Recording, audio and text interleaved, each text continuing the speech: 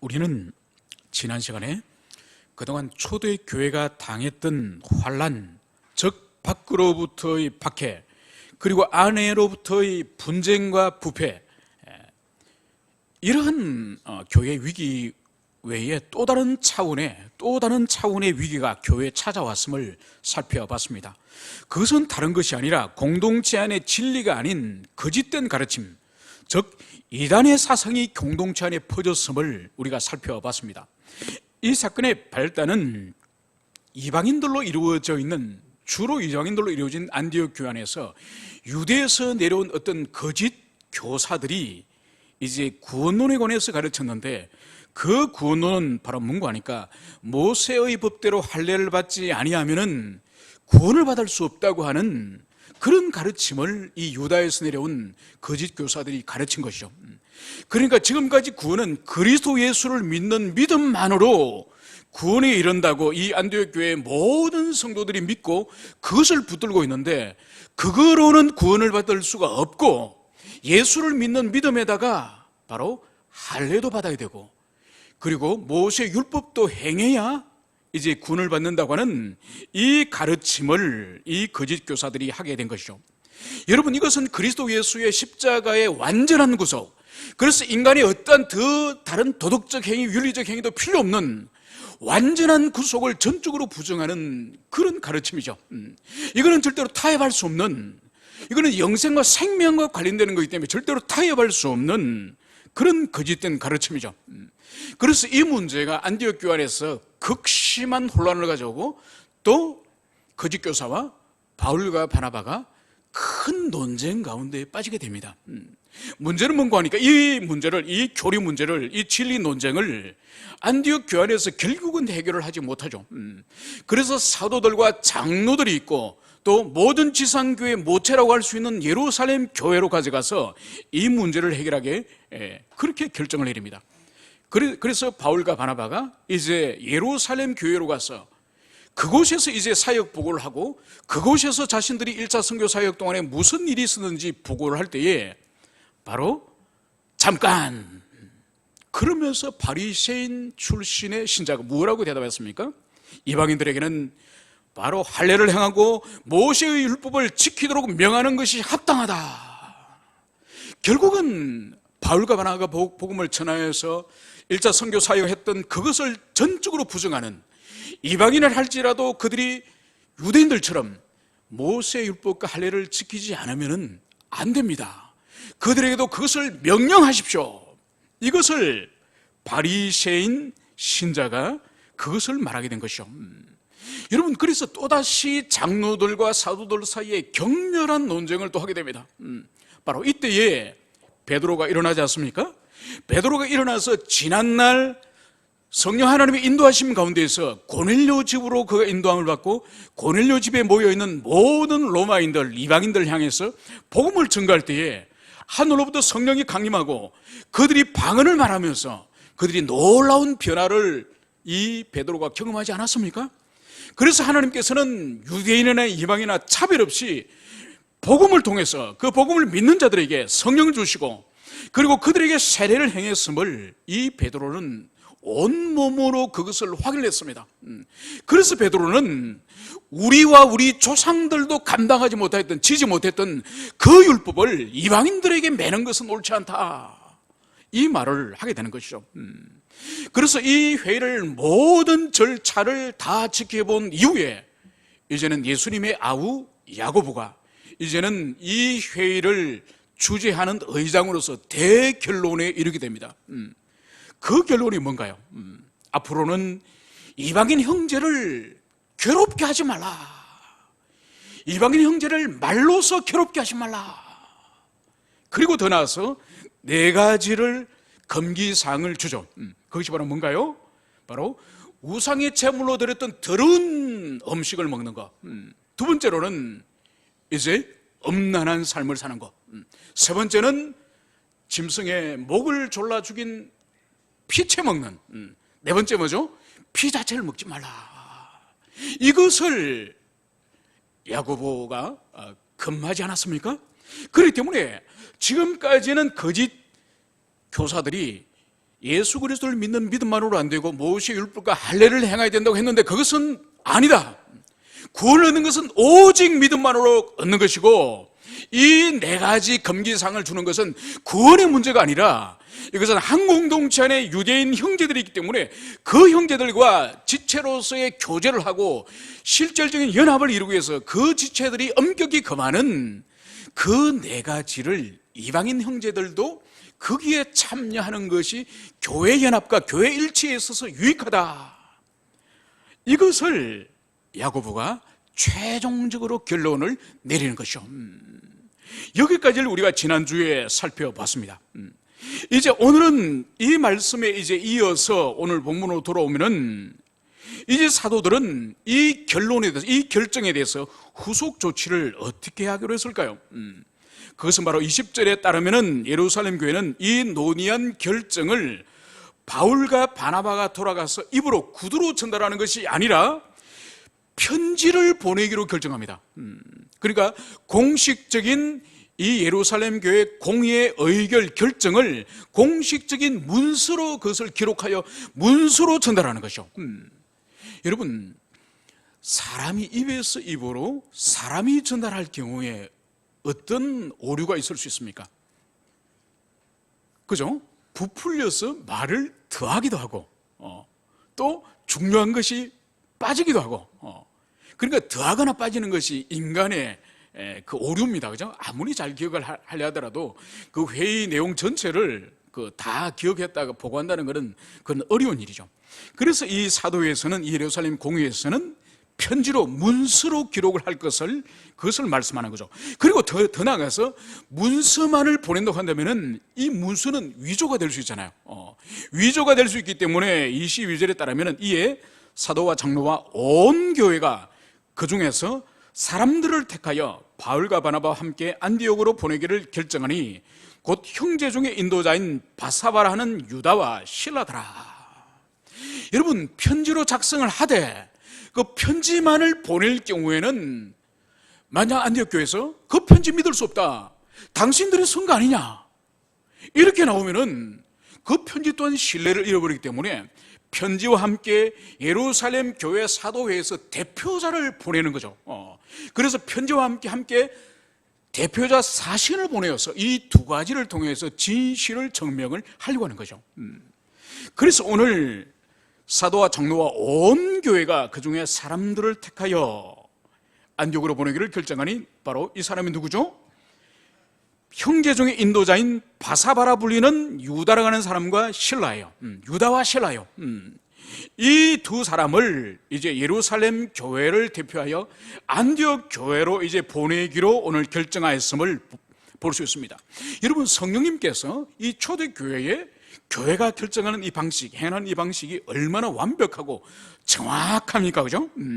그래서 구두로 할 경우에도 오류가 있을 수 있고 사람만 보내도 오류가 있을 수 있지만은 문서와 함께 이 사람을, 이 대표자를 보내서 이 예루살렘 공의의 이 결정을 확정하려고 하는 이것은 매우 지혜로운 방식임을 여기서 볼 수 있습니다. 여러분, 그리고 여기서 우리가 주목할 것은 온 교회, 사도들과 함께 장로뿐만 아니라 온 교회가 여기서 결정하였음을, 그것을 여기서 볼 수 있습니다. 여러분, 이것은 무엇을 보여주는 거니까 바울이 선교 보고를 할 때에, 그러니까 예루살렘 교회 앞에 선교 보고를 할 때에 손을 들고 저기요, 이가 있습니다, 이렇게 말하면서 이방인에게도 할례를 행하고 그들에게도 율법을 지켜야 된다는 것을 말하였던 이 바리새인 신자들, 그래서 바울의 그 선교 보고를 가로막고 이의를 제기했던 이 바리새인 이 신자들이 오늘 어떻게 됐습니까? 바로 바울의 선교 보고와 그리고 고넬료의 과거의 사역의 보고와 그리고 야고보의 모든 이 결론, 여기에 대해서 이 바리새인 신자도 인격적으로 승복되었음을, 그것을 볼 수 있는 것이 온 교회, 이 결정에 대해서 이 바리새인 신자는 빠진 것이 아니라 그 사람들도 이제 마음의 변화를 가져와서 온 교회가 이 결정에 참여했음을, 그것을 여기서 보여주는 거예요. 여러분, 여기서 우리가 볼 수 있는 것이 바로 뭔가 하니까 이 공의의 이 과정, 이 절차 가운데에 성령님께서 보이지 않게 이 반감을 가지고 있고 이의를 제기하고 있고 다른 의견을 가지고 있는 이 바리새인 신자들의 마음에까지 성령님의 역사가 일어났음을 그것을 여기서 볼 수 있는 거예요. 여러분, 이것이 사실 교회의 본질 가운데 가장 중요한 본질이에요. 여러분, 건물을 얻고 사람들 모여서 예배 드린다고 예배가 아니에요. 가장 중요한 것은 진리와 함께 성령의 역사가 있을 때에, 성령의 역사가 일어날 때에 그게 참된 교회가 되고 참된 예배가 되는 거예요. 여러분, 이것은 공동체적일 뿐만 아니라 한 사람 한 사람이 마찬가지예요. 그러니까 공동체적으로 성령께서 역사하셔서 공동체가 은혜를 받고 뒤집어지고 변화가 일어나고 감화를 받는다 할지라도 그 한 사람에게는 성령의 역사가 일어나지 않으면 그것은 아무런 의미가 없는 거예요. 그래서 오늘 이의를 제기하였던 이 바리새파 이 신자들의 마음도 오늘 이 야고보의 결정 아래서 온전히 성복하는, 온전히 감화되어서 그것을 따르는, 이것을 여기서 볼 수 있습니다. 여러분, 그렇기 때문에 이 인간들의 심령 가운데에 변화될 마음들이 있지 않습니까? 죄에 대해서 욕망하고 누구에 대해서 미워하고 누구에 대해 적대감을 가지고 있고, 이런 변화되어야 될, 주님께서 보실 때 변화되어야 될 이 마음은 사람이 설득한다고 변화되는 것이 아니에요. 사람이 협박을 하거나 선물을 사주거나 달래거나 변화되는 것이 아니에요. 성령께서 보이지 않게 은밀한 역사, 그 역사가 있을 때에 인간은 변화되어지고 바뀌어지는 거예요. 그래서 이 논쟁 가운데 있던 이 예루살렘 공회가, 이 회의가 끝났을 때쯤에는 바로 이 바리새파 그리스도인들도 그 마음이 변화되어져서 오늘 야고보의 결정을 따르는 이것을 여기서 볼 수가 있습니다. 오늘 예루살렘 교회가 안디옥 교회로 파송하기 위해서 선택한 이 두 사람에 대해서 오늘 형제 중에 인도자인 바사바라는 유다와 실라더라, 이렇게 이 사람들에 대해서 아주 간략하게 소개를 합니다. 그러면서 우리가 여기서 주목하여 볼 이 두 사람에 대한 수식어가 뭔가 하니까, 형제 중에 인도자인 이 유다와 실라라고 하는 이 두 사람에 대한 이 누가의 설명은 예루살렘 교회 많은 성도들, 형제들 가운데에서 이 사람들이 인도자라고 합니다. 여러분, 우리 성경에서는 인도자라고 번역이 됐지만 헬라어 성경에서는 이 사람들이 원어적인 의미는 지배력을 행사하는 또는 주도권을 가지고 있는, 이런 의미예요. 그러니까 예루살렘 교회 안에서 많은 성도들이 있지만 이 유다와 실라라고 하는 이 인물의 됨됨이는 바로 다른 사람에게 영향력을 행사하고 공동체 가운데 주도성을 가지고 있는, 리더십을 가지고 있는 중요한 인물임을, 그것을 보여주는 거죠. 그러니까 이 사람을, 예루살렘 교회를 대표하여서 바로 안디옥 교회의 사신으로 파견하였음을, 그것을 여기서 보여주고 있습니다. 그러면서 오늘 이제 예루살렘 교회가 편지를 드디어 이제 작성합니다. 편지를 기록합니다. 그 편지에 대해서 오늘 이 사도들이 자신들과, 그러니까 발신자와 이 편지의 수신자를 어떻게 기록하고 있는지, 이것을 우리가 주의 깊게 볼 필요가 있습니다. 오늘 사도들은 먼저 이렇게 자신들을 말합니다. 사도와 장로된 형제들은, 그러니까 사도와 장로라고 그렇게 서지 않고 사도와 장로된 당신들의, 여러분들의 형제들은, 이렇게 발신자를 기록하고 있고, 이제 이 편지를 받는 수신자를 기록하기를 이방인 형제들에게 문안하노라. 여러분, 발신자와 수신자의 기록에 있어서 공통적으로 여기 등장하는 단어가 뭐죠? 형제들입니다. 형제들. 여러분, 이 형제라고 하는 이 의미가 뭔가요? 우리가 어떤 경우에 형제라고 사용하죠? 한 아버지 안에서 태어난 사람을 형제라 부르지 않습니까? 그죠? 한 아버지 안에서. 그래서 같은 부모를 두고 있는 지체를 형제라 부르는 거죠.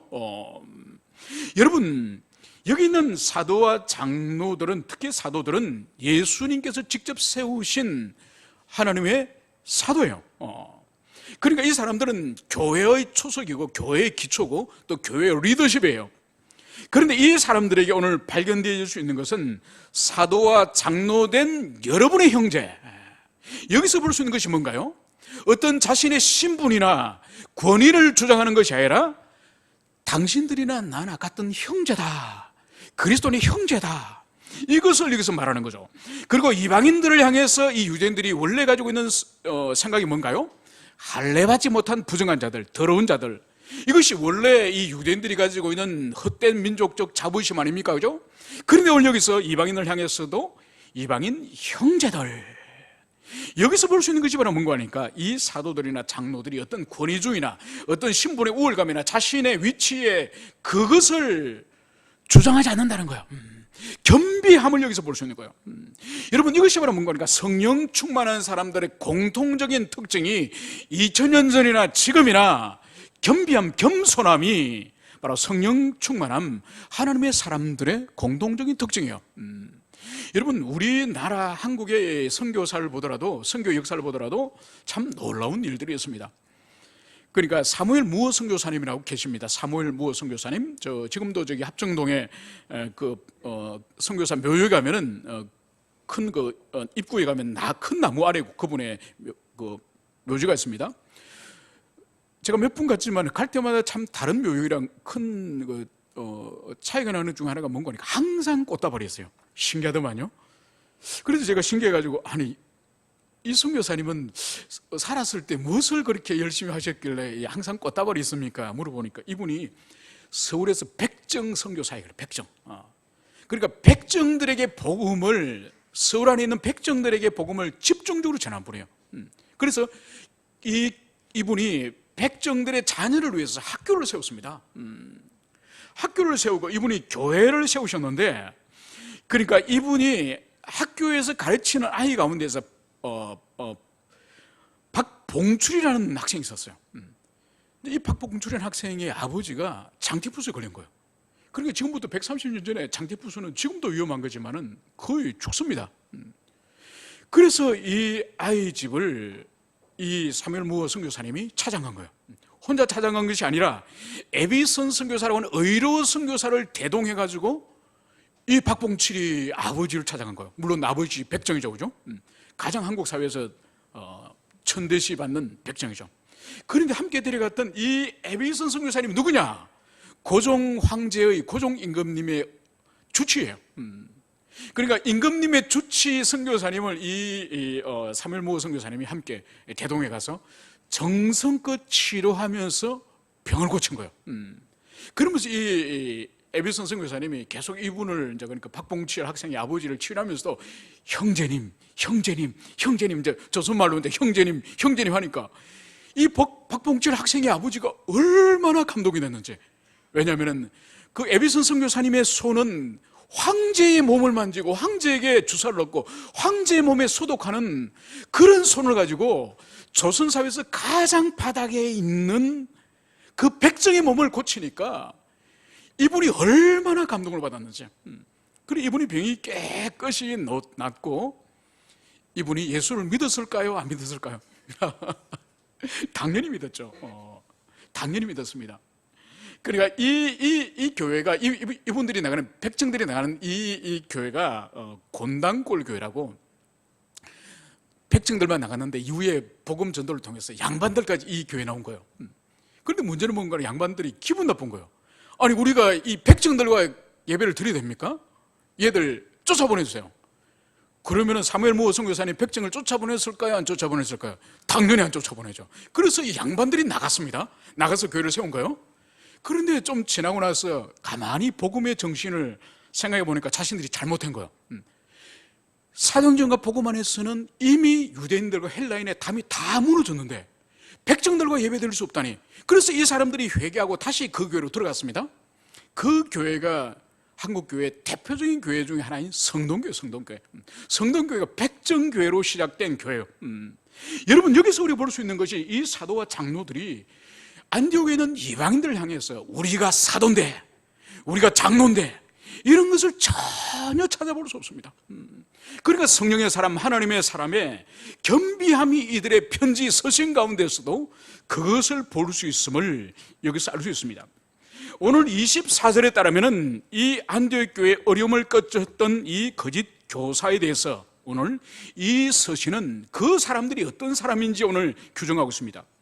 그것은 바로 우리 가운데 어떤 사람이 우리의 지시도 없이 나가서 그러니까 이 예루살렘 교회에 처음에는 같이 있었지만은 예루살렘 교회 사도들이나 장로들의 지시도 없이 그들이 나갔다는 거예요.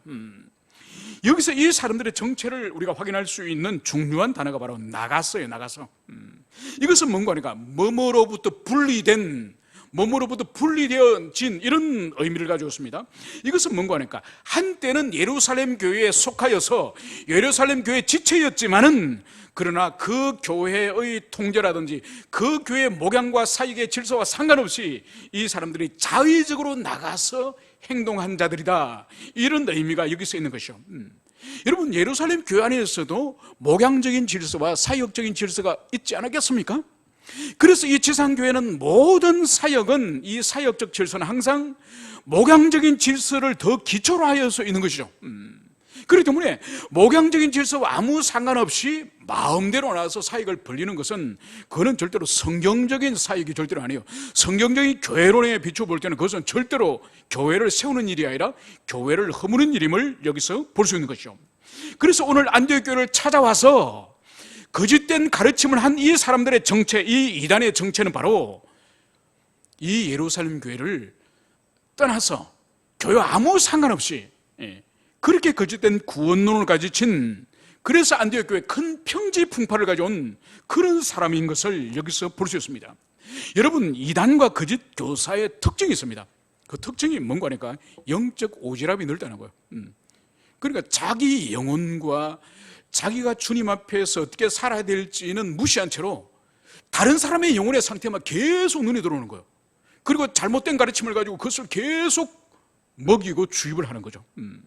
그러면서 자기 영혼은 망하는 줄은 모르고, 그런 헛된 영적 오지랖이 이 사람이 넓었음을 보여주는 거죠.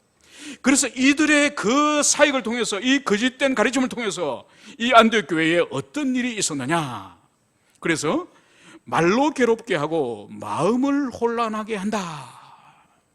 이 거짓 교사가 이 안디옥 교회에서 했던 그 결과가 바로 말로 영혼들을 괴롭게 하고 마음을 혼란스럽게 하였다. 여러분, 이 의미가 뭘까요? 여러분, 말로 괴롭게 한다는 이 의미는, 이것은 바로 뭔가 마음을 교란시키고 어지럽히고 마음을 혼란시켰다, 이런 의미예요. 여러분, 하나님의 교회 안에서 여러분들이 신앙생활을 할 때에 진리를 깨닫고 진리를 여러분들이 그것을 발견할 때에 삶의 무질서하고 가치체계라든지 여러분들이 살아왔던 관습이나 전통들이 더 혼란스러워진다면 그것이 진리일까요? 아니죠, 그죠? 그 가치체계가 반듯하게 정리되고 버릴 것은 버리고 소중하게 여길 것은 소중하게 여기고, 하나님의 진리가 우리의 내면 속의 가치체계 속에서 들어올 때는 반드시 질서롭게 하는 거예요. 하나님의 진리가 아닌 것은 반드시 무질서와 혼란을 가져오는 거예요. 여러분, 그렇기 때문에 은혜로부터 떠난 사람들, 진리로부터 떠난 사람의 특징이 뭔가 하니까 잘 모르겠다는 거예요. 물어보면은 모르겠다는, 분별력이 없기 때문에.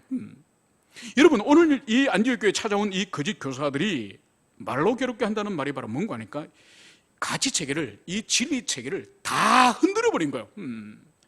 그래서 그동안 바울과 바나바가 예수 그리스도를 믿음으로 구원을 받는다 그랬더니 이 사람들은 할례와 율법을 안 지키면 구원을 못 받는데, 바울이 가르친 것도 그것도 진리가 아닐지 몰라, 바나바가 가르친 것도 진리가 아닐지 몰라, 우리가 지금 헛된 것을 믿고 있는지 몰라, 모든 것이 헛되어서 정함이 없는 그 상태가 되었다는 것을 여기서 보여줍니다.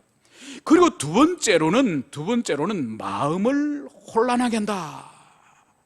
그러니까 이 번역은, 헬라 원어는 마음을 혼란하게 한다는 의미보다는 더 정확한 의미는 이 혼란이 아니에요. 이것은 빼앗다, 뒤흔들다, 약탈하다, 이런 뜻이에요. 그래서 이 의미는 바로 뭔가 하니까 영혼을 약탈하다, 영혼이 뿌리채로 뒤흔들리다, 그런 뜻이에요. 여러분, 잘못된 교리, 잘못된 진리가 그 사람 속에 들어갈 때에 그 사람이 가지고 있던 가치체계, 진리체계 자체가 뿌리부터 흔들리는 것을, 그것을 봅니다. 여러분, 우리의 이 육체도, 그죠? 육체도 비브리오 균이라든지 여름에 요즘 그 세균성 장염이 잘 그리지 않습니까? 그건 우리 눈으로 보이지도 않아요. 전자현미경으로 봐야 비브리오균이나 그 바이러스 세균성들이 보이지 않습니까? 아주 작은 거예요. 그런데 그것이 우리의 상한 음식이라든지 물이나 음료수를 통해서 그걸 먹어버리면은 그 작은 세균인데 우리 몸에 장으로 들어가면 어떤 일을 벌이죠? 그냥 배가 찢어질 듯이 아프면서 토하고 설사를 하고 탈수 증상이 일어나고 완전 미치지 않습니까? 그죠? 여러분, 가장 작은 미생물인데도 우리 몸 속에 들어가면은 반드시 그 존재가 있음을 그렇게 고통을 통해서 증명하는 거예요. 여러분, 어떤 영적인 지식이나 거짓된 가르침이나 이것도 마찬가지예요. 눈에 보이지 않지 않습니까? 그죠? 눈에 보이는 게 아니에요, 이는. 그런데 이 거짓된 가르침이나 그것을 믿거나 그것을 붙잡으면은 마치 복통설사가 일어나는 것처럼 우리의 사고체계와 우리의 영적 체계와 우리 내면 체계를 뒤엎어버린 거예요. 그렇기 때문에 그 사람이 예전에 하지 않던 사고체계를 통해서 말을 한다든지 행동을 한다든지 이상한 언행심사를 하는 거예요. 여러분, 이 원리는 물리적인 세계의 원리와 영적 세계의 원리가 마찬가지입니다. 눈에 보이지 않는 작은 것이지만은 그것이 들어왔을 때 물리치지 못하고 버리지 못하고 그것을 믿고 붙잡고 진리라고 받아들일 때는 그 사람의 인격과 삶을 뒤흔드는 영적 복통과 같은 그런 역사가 일어남을 그것을 보여줍니다. 그래서 이 안디옥 교회에 이 거짓된 가르침을 도대체 몇 명에게 전파했는지 모르지만은 이 공동체 전체에 영혼을 빼앗고 신앙의 기반을 뿌리째 뒤흔드는 이 일이 여기서 일어남을 그것을 보여줍니다. 여러분, 이것은 우리에게 있어서 교회 시대에 있어서 이런 것을 흔히 볼 수 있습니다. 여러분, 오늘날 보십시오. 오늘날 구원파들에게 있어서 가지고 있는 이 회개 문제, 이 죄인식의 문제. 여러분, 우리가 알다시피 요 인도권에 가면 그 큰 한국에서 제일 큰 구원파 교회가 있지 않습니까? 그 교회에서는 죄에 대해서 한 번 회개를 하고 구원을 받으면은 다시는 죄인식 자체가 자신이 죄를 지었음을 인식하고 그리고 그것을 주님 앞에 회개하는 것 자체가 아직 구원을 못 받았다는 증거예요. 그렇게 가르칩니다. 그래서 그들에게서는 회개라고 하는 것은 구원받을 때 단 한 번 회개밖에 없는 거예요. 예수님은 날마다 우리에게 죄를 씻으라고 말씀하지 않았습니까? 그런데 그들은 자기의 죄를 계속적으로 회개하고 투설하고 참여하는 것 자체가 이건 아직 구원을 못 받은 증거다. 그래서 죄인식 자체가 구원받은 자들에게는 더 이상 없다. 여러분, 이거 치명적인 이거는 성화론에서 문제죠. 우리는 날마다 죄와 싸워야 되고 날마다 그 죄와 싸워서 거룩한 성화의 삶을 살아가야 되는 건데 이것은 전적으로 그들은 부정하는 것이죠. 여러분, 그리고 국내에 또 베레아 귀신놀이라는 것이 있습니다. 이것은 뭔가 하니까 모든 인간의 불행한 일들과 그리고 인간의 죄를 짓는 것과 인간의 어떤 악들은 그 사람의 인격적인 선택의 문제가 아니라 사단의 귀신의 역사라는 거죠. 여러분, 그렇기 때문에 내가 지금 술이 먹고 싶어서 교회 목사인데도 주일날 저녁에 술이 한 잔 먹고 싶어서 술을 먹는 것도 술 귀신이 역사해서 그렇게 한다는 거야.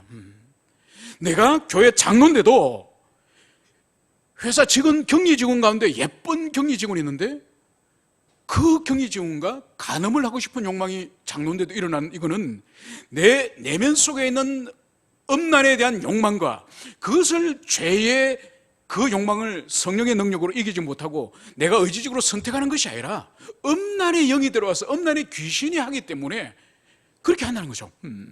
내가 병이 들리는 것도 사단의 귀신의 병귀신이 붙었기 때문에 병이 걸렸다는 거죠.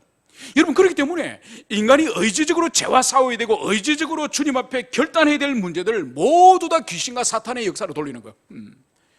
여러분, 그러면 인간이 주님 앞에 할 일이 없는 거예요. 기도를 할 필요가 있습니까? 죄와 싸우는 피 흘리기까지 싸울 결단할 필요가 있습니까? 하나님이 안 해주시고 귀신이 붙었기 때문에 그 일이 일어난다는 거예요. 여러분, 이런 거짓된 가르침들은 우리 성도들의 신앙생활에서 치명적인 왜곡과 오류를 불러오는 것이죠. 그래서 오늘 이 안디옥 교회에 이들의 가르침들이 바로 영혼을 약탈하다, 영혼의 뿌리를 뒤흔드는 그런 결과를 가졌다, 이것을 오늘 사도들이 말을 하고 있는 것입니다. 이제 이 편지에서는 이 바울과 바나바에 대한 이 예루살렘 교회가 도대체 이 두 사역자를 어떻게 인정하는지, 어떻게 인식하는지, 그것을 오늘 여기서 말씀을 하고 있습니다. 여러분, 우리 인생에, 특히 성도의 삶은 궁극적으로 하나님이 평가하세요. 궁극적으로 하나님께서 우리를 어떻게 보시는지, 그것이 가장 본질이고 중요합니다. 그러나 그와 함께 우리가 간과해서 안 되는 것은, 그럼에도 불구하고 같은 공동체 안에 있는 지체들의 평가, 그리고 이 세상을 살아갈 때에 우리 주변에 있는 이웃들의 이 평가 또한 성경은 아주 귀중하게, 그것을 소중하게 말하고 있음을, 그것을 볼 수 있습니다. 바울도 디모데전서 3장에서 교회의 감독과 집사의 자격 조건을 말함에 있어서 이렇게 바울은 기록을 하고 있습니다.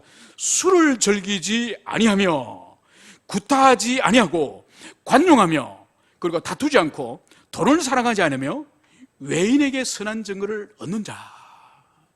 여러분, 여기서 볼 수 있는 것이 바로 뭔가 하니까, 하나님 나라의, 하나님의 교회의 사역자들, 일꾼들의 조건 가운데에서 바로 그 사람의 성품과 인격의 문제를 여기서 언급을 하고, 그리고 특별히 볼 수 있는 것이 바로 이웃과의 관계, 특별히 이 세상 사람들의 평가, 이것도 하나님의 교회 사역자들과 일꾼의 자격 가운데 들어감을, 그것을 여기서 보여주고 있습니다.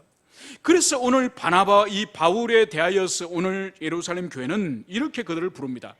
우리 주 예수 그리스도의 이름을 위하여 생명을 아끼지 아니한 자인 우리가 사랑하는 바나바와 바울. 그러니까 바나바 바울을 향해서 우리 주 예수 그리스도의 이름을 위하여 자기 생명을 아끼지 않는 자, 그리고 그들을 사랑한, 우리가 사랑하는 바울. 여러분, 지금 예루살렘 교회가 바나바 바울을 어떻게 인정을 하고 있죠? 자기 생명을 돌보지 않는, 그리스도 예수 이름을 위해서 자기 생명을 돌보지 않는 사람이다. 여러분, 이것은 거짓말입니까? 거짓말이 아니죠. 루스드라에서 복음을 전하다가 그 돌에 맞아가지고 실제로 바울이 죽은 줄 알고 그 시체를 성 밖으로 던져버리지 않습니까? 그죠? 그렇게 죽임을 당할 뻔하면서도 또 일어나서 어떡합니까? 자신을 쳐 죽이려고 했던 그 도시를 향해서 걸어 들어가고, 그 도시 교회를 찾아가서 목양을 통해서 교회를 세우려고 했던 그 사람들이 이 바울과 바나바인 것이죠. 여러분, 그래서 우리들에게 필요한 것이 뭔가 하니까, 우리에게도 모든 우리의 중심과 내면과 우리의 삶의 양태를 하나님이 알고 계시지만은, 궁극적으로는 주님 앞에 우리가 살아가는 것이지만은, 그러나 우리가 이웃들과 주변의 친지와 지인들에게도 좋은 평가 받는 것을 우리가 애를 써야 돼요. 여러분, 이것은 오해를 하면 안 돼요. 사람에게 인정받기 위해서 애를 쓰는 것이 아니에요. 하나님 앞에 바르게 살기 위하여서 애를 쓰다 보면 사람들에게 인정을 받는 걸 말하는 거예요. 그래서 하나님에게 인정받는 것은 아무 관심이 없고, 오직 사람들에게 좋은 평판을 받기 위한 인정받는, 이거는 인기에 영합하는, 이거 옳지 않은 거예요. 그리고 나는 하나님께만 인정을 받으면 된다 그러면서 지체들과 이웃을 무시하는, 그것 또한 불신앙이에요. 절대로 불신앙입니다. 왜냐하면 10계명이나 예수님이 가르친 제일 되는 그 계명은 본질이 바로 뭔가 하니까, 먼저 마음과 뜻과 힘을 다해 내 하나님을 사랑하라, 이것이 첫째 되는 계명이요, 둘째도 그와 같으니, 그러면서 내 이웃을 내 몸과 같이 사랑하라. 여러분, 그러므로 내 이웃을 내 몸과 같이 사랑하지 않는 것은 하나님을 사랑하지 않는 거예요. 그리고 하나님을 진실로 사랑하는 사람은 반드시 이웃을 자기 몸처럼 사랑하는 거예요. 이것이 두 가지가, 이것을 나누어서 생각하면 안 되는 거예요. 동전의 앞뒷면이에요.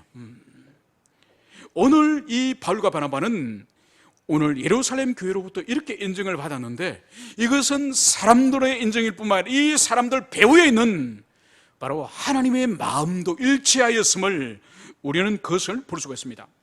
이제 28절에 오늘 따르면은, 오늘 이 서신은 이 예루살렘 교회의 모든 결정의 주체를 성령과 우리라고 말하고 있습니다. 그러니까 이 회의의 모든 결정한 주체들을 이 공동체, 이 예루살렘 교회가 아니라 오늘 교회인 우리 앞에 성령이 함께 부과되었다는 것을, 이것을 우리가 여기서 주목해 볼 필요가 있습니다. 그렇다고 한다면 이 예루살렘 공의의 모든 의사결정에 있어서 이 공동체와 함께 성령 하나님이 개입하시고 인도하셨음을, 그것을 여기서 보여주는 거죠. 여러분, 그런데 누가는 이 의사결정 과정 가운데서 성령님이 어떻게 역사하신 것은 전혀 기록하지 않습니다. 여러분, 그럼에도 불구하고 성령님께서 개입하셨고 인도하셨다고 하는 이 증거가 바로 뭔가 하니까 사도행전 전체가 성령님이 역사하신 사역이에요. 그렇다 한다면은 이것을 부정할 수 없을 것이고, 그리고 무엇보다도 우리가 여기서 누가가 본문에서 기록하고 있지 않지만 이 중차대한 일을 행함에 있어서 이 장로들과 사도들이 하나님의 뜻을 간절히 기도하지 않고 이 의사결정을 했다는 것은 우리가 믿을 수 없는 것이죠. 누가가 기록하고 있지 않지만은 이 결론에 이르기까지는 이들이 반드시 성령 하나님을 의지하면서 하나님의 인도하심과 하나님의 뜻을 보여달라고 이 사람들이 기도했을 것입니다. 그래서 오늘 이 예루살렘 공회의 의사결정을 성령과 우리들, 이렇게 오늘 기록하고 있는 것을 볼 수 있습니다. 그러면서 오늘 추가적으로 말하고 있는 것이 바로 이 요긴한 것 외에 아무 짐도 지우지 않기로 했다. 이제 안디옥 교회는 이방인들 향해서 이제 예루살렘 교회가 결정한 것은 이 요긴한 것 외에는 아무 짐도 이제 이방인들에게 지우지 않기로 했다. 이 말씀을 여기서 기록을 하고 있는 거예요. 여러분, 이 요긴한 것, 원래 이 의미가 뭔 거니까 이 불가피한 것, 이 부득불, 이것은 뭘 말할까요? 그것은 우리가 지난 시간에 살펴봤던 것처럼 이방인 그리스도인들도 지켜주기를 권고하는 네 가지를 말하는 거죠. 그러니까 이 네 가지, 부득불 너희들에게 권면하는 이 네 가지 외에는 다른 것은 일체 너희들에게 원하지 않는다. 이것을 말하는 것이죠. 여러분, 여기서 우리가 좀 이해되어지지 않는 것이 바로 뭔가 하니까 죄인이 구원을 얻는 것은 오직 그리스도 예수를 믿는 믿음이지 어떠한 인간의 도덕적, 윤리적, 율법을 지키는 행위가 아니라고 분명히 우리가 배웠는데, 그러면 부득불 네 가지 금기사항을 주신 것은 도대체 뭘까요? 여러분, 이것은 구원의 조건이 아니라는 거죠. 이것은 구원을 받기 위해서 지키라는 것이 아닙니다. 여러분, 그렇기 때문에 예루살렘에서 내려온, 유다에서 내려온 거짓 교사들은 모세의 율법과 할례를 지켜야 구원을 받는다고 말할 때에 이 두 가지는, 이것은 구원의 조건이에요. 그래서 모든 사람이 할례를 행하고 모세의 율법을 지키지 않으면 그 사람은 구원을 받을 수 없다고 말한 것과 지금 사도들이 이 네 가지 금기사항을 말하는 것은 다르다는 거예요. 이것은 구원의 조건이 아닌, 우리가 이미 지난 시간에 살펴봤던 것처럼 바로 이미 구원받은 성도들, 유대인들과 이방인들이 함께 신앙생활하는 교회 안에서 유대인들이 엄격히 금하고 있는 이 문제를 함께 공동체된, 지체된 이방인들 형제들도 한 공동체 안에서 신앙생활하고 성도의 교제를 하기 위해서는 유대인들이 엄격히 겸하는 이것을 여러분들도 자유하지만은, 여러분들은 지키지 않을 수 있지만은, 그러나 유대인 형제를 위해서 여러분들도 그 금지에 여러분들도 참여해 주십시오. 이것이라는 거죠. 여러분, 그렇기 때문에 이것은 율법의 짐이 아니에요. 그러니까 거짓 교사들이 가르친 율법을 행함과 할례를 행하는 것은, 그것은 지키지 않으면 구원을 받지 못하는 그런 무게라고 한다면, 이것은 교회의 연합을 위하여, 교회 일치를 위해서, 성도의 교통을 위해서 지키기로 권고한 것임을 여기서 볼 수 있는 거예요. 이제 이 편지를 이제 가진 이제 바울과 바나바, 이제 유다와 실라가 이제 안디옥 교회로 이제 내려가게 됩니다. 그리고 무리를 모두 모은 후에 오늘 30절과 31절에서는 편지를 전하니 읽고 그 위로한 말을 기뻐하더라. 여러분, 예루살렘으로 내려갈 때는 바울과 바나바, 이 소수의 사람들이 내려갔지만은 이제 편지를 가지고 돌아와서는 모든 교회 성도들을, 안디옥 교회 모든 성도를 모은 거예요. 왜 모든 성도를 모을까요? 이건 구원의 문제이기 때문에, 모든 성도들의 자신의 구원의 문제이기 때문에, 할례를 행하지 않고 율법을 지키지 않으면 구원을 받지 못한다고 지금까지 이 논쟁이 이 안디옥 교회에 있었기 때문에, 이 구원에 대한 해답을 지금 가지고 왔기 때문에 모든 성도들이 모인 거예요. 그래서 이 편지를 이제 읽어줍니다. 그 편지의 결과는 할례 문제는, 모세 율법을 지키는 문제는 구원과 아무 상관없다. 이방인 성도 여러분, 이방인 형제 여러분, 여러분에게는 모세 율법과 할례를 그런 멍에를 지우지 않겠습니다. 그런 구원과 아무 상관없습니다. 그러나 이미 여러분은 그리스도 예수 안에서 구원을 얻었지만은 유대인 성도를 위해서, 유대인 그리스도인을 위해서 이 네 가지만은 여러분도 좀 지켜주십시오. 그러면서 우상에 바친 짐승, 음란한 삶, 그리고 짐승을 목매달아 죽인 것, 그리고 피를 먹는 것, 이 네 가지는 유대인 형제들을 위해서, 유대인 형제와 하나 되기 위해서 이것은 여러분들이 지켜주십시오. 이 편지를 오늘 성경은 그 위로한 말로 기뻐하더라. 이 편지가 구원론에 대해서 흔들리고 있고 구원론에 대해서 그들이 확신하지 못하고 있던 이 불안한 이 10년 가운데에 이제 얼마나 큰 위로가 되고 얼마나 큰 기쁨이 됐는지 오늘 성경은 그 위로한 말로 기뻐하더라. 여러분, 영혼에 말할 수 없는 환희와 말할 수 없는 감격이 이들이 사로잡히지 않겠습니까? 지금까지 자신 예수를 믿었지만 구원으로부터 떨어질 수 있다고 하는, 구원과 아무 상관이 없다고 하는 그런 불안함에 있던 이 사람들이 이제는 할례와 율법은 너희들과 상관없다. 오직 그리스도 예수를 믿는 그 믿음만이 이제 구원으로 인도한다. 이 소식을 들었으니 이들이 얼마나 기쁨과 감격이 넘치겠습니까? 이것이 바로 영적 희열이죠. 영적 희열. 진리를 깨달음으로 말미암은, 진리를 붙잡으로 말미암은 우리에게 하나님이 주시는 영적 희열, 여러분 이것이 있어야 돼요. 이것이 수시로 있어요. 수시로. 여러분, 이것이 신앙생활할 초기에 많은 것을 배우고 많은 것을 깨달아서 이제는 나는 더 이상 깨달을 것도 없고 배울 것도 없다, 이것이 아니에요. 진리는 날마다 새로운 거예요. 날마다 새로운 거예요. 왜냐하면 진리는 영원히 변함이 없지만은 내가 날마다 변하고 이 세상이 날마다 변하고 내 삶이 날마다 변하기 때문에 그 진리가 새롭게 깨달아지는 거예요. 진리가 새로운 것이 아니라 나에게 새롭게 다고 새롭게 깨달음이 오는 거예요. 그래서 우리 영혼이 쇄신이거든요. 쇄신이. 그래서 보십시오, 우리가 부르는 찬송에도 평생에 듣던 그 말씀, 평생에 듣던 그 말씀, 평생에 듣는 그 동일한 말씀이지만은 내 심령에는 새롭게 깨달아지는 그 은혜가 있어야 되는 거예요. 오늘 이 안디옥 교회에서 오늘 구원은 그리스도 예수의 믿음이다. 그러면서 이 사람들이 진리 안에 완전한 자유를 이들이 다시 경험하지 않았습니까? 다시는 율법의 종이 아니라 할례의 종이 아니라 진리의 자녀로서 거듭나지 않았습니까? 여러분, 이것이 우리에게 있어야 돼요.